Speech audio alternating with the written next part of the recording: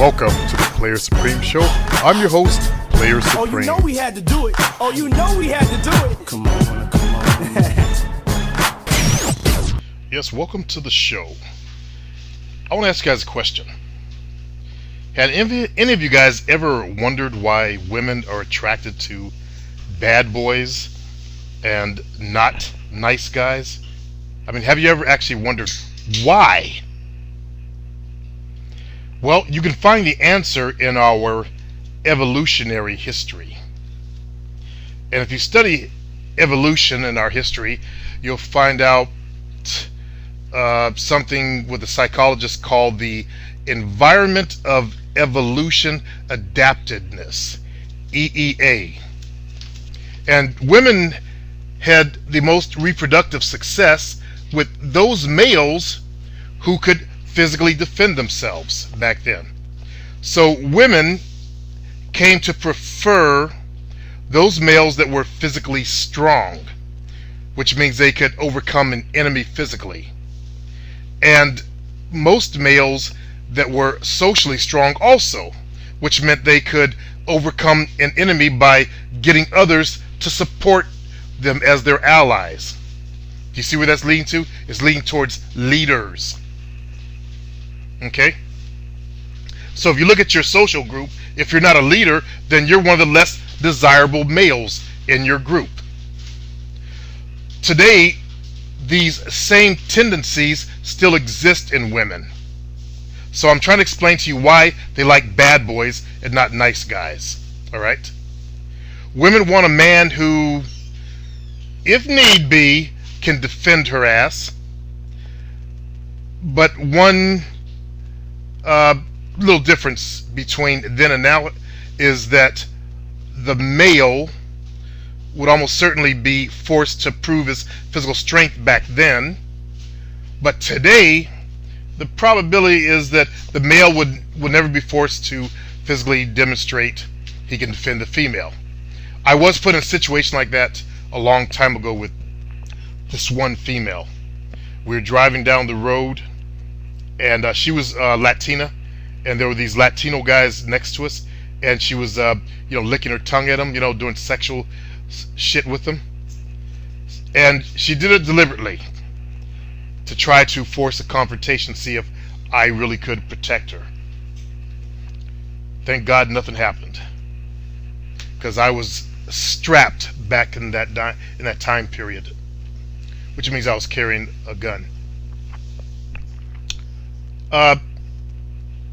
So getting back to what I was saying about the probability of that you never get to have to defend yourself, what this means for you fellas is that instead of showing your potential female that you're tough by the way you fight, you could show her that you are tough by the way you talk about the way you fight, okay, or can fight. That's what's changed. You could talk a good game these days, but you don't have to prove it these days because people end up going to jail and stuff like that. But the bottom line is that you got to show strength, and bad boys always show strength. Okay? In the African American community, they're called, or used to be called, roughneck thugs, that kind of thing. That's why there's such a problem between African American males who are highly educated, on the smarter side, and African American females. They don't exhibit that thug or roughneck behavior that makes the woman feel comfortable and that she could trust him to defend her. And these knuckleheads who are on YouTube arguing with black women and then going to the other race and saying black women are no good and all that, they just don't get it. They're like the TFL people, stuck on stupid. And if you're one of them, think about it. Usually, when guys who are from the African American community are one of them, I listen to their voice. It takes me like a second. Yep, you're one of the smarter guys, or you sound like it. They'll speak real high English and stuff like that. To these women out there, even though that's a sign of social success, it doesn't give them that feeling that they can be defended. And that's what's missing. If those fellas could add a little bit of thug to their personality, they would do really good in the game. Or at least tell a female about how bad they are at fighting. Tell them, yeah, I take kickboxing or some shit like that. I do kickboxing. That's impressive. But a long time ago, I read about 5 words on a forum that sounded really good, that would get the job done. And those 5 words are, when you say to a female, I'm not afraid of anything. I'm not afraid of anything. That's 5. Okay? So then you want to find a good time to interject those words. And one fellow that was talking about it said, like when a subject, when you're getting a life story and talking about it, stuff, like if a scary movie comes up, and the girl's, she's saying, no, I don't like scary movies. Boom, there's your opportunity. Well, I'm not afraid of anything. That gives her the reassurance that you can defend her. You're not afraid of anything. You won't be afraid of if you go to a movie theater and there's 2 big black guys behind the 2 of you messing with her. That gives her the feeling that she will be protected, and no matter what race you are. Okay? So try that phrase, see if it improves the shit test, because if she don't trust you that you can defend her, that's when she'll start doing the shit test, fellas. The shit test. And that's a woman in need of reassurance. Okay? Otherwise, if you can't reassure, you end up in friend zone. And I get a lot of emails about guys asking how to turn a friend into a lover, which is my next subject. See, women consider you a friend when you start laying the moves on her, and she gets freaked out about it. She resists your advances, and then she'll probably avoid you for a while. It's because she didn't consider you a sexual potential before that. Somewhere in your game, you lost that.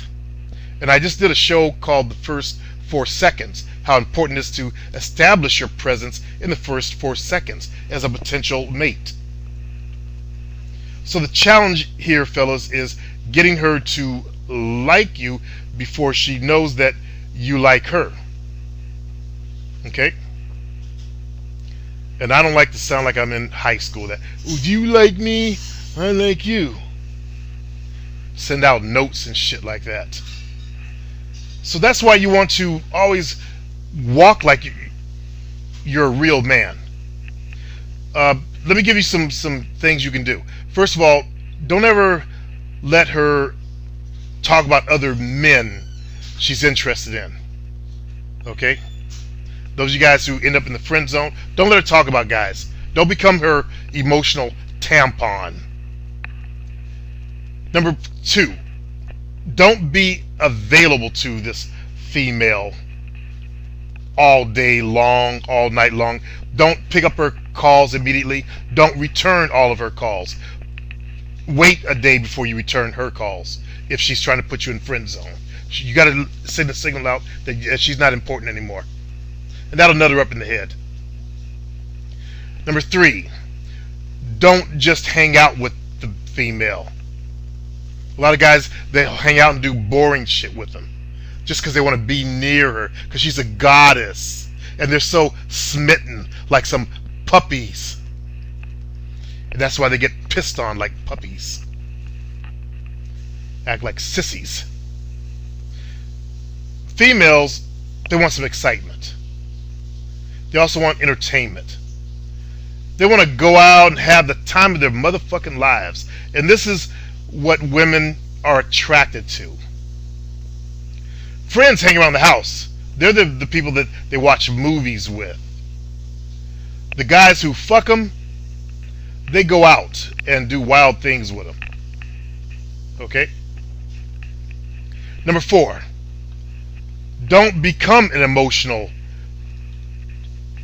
female type and blab about everything that's going wrong in your life. Basically, don't spill your guts. Don't tell her you've been in love with her. Don't do all that nonsense. If you're gonna be boning, guys who bone her don't spill their guts to her. They keep an air of mystery about themselves. So I want you guys to try these 4. Those of you guys who try end up in friend zone, see if that can help you break out of friend zone. Now, number 1, don't let her talk about other motherfuckers in your presence.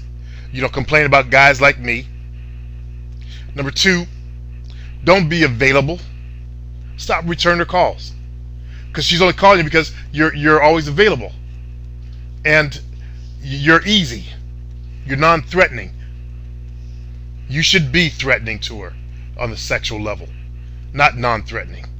And don't just hang out like she wants to go shopping. That's a gay friend. And finally, don't get emotional and spill your guts to her. Okay? Take these tips, use them in your life, fellas, and see if you can bust out of friend zone. Alright, fellas. Peace.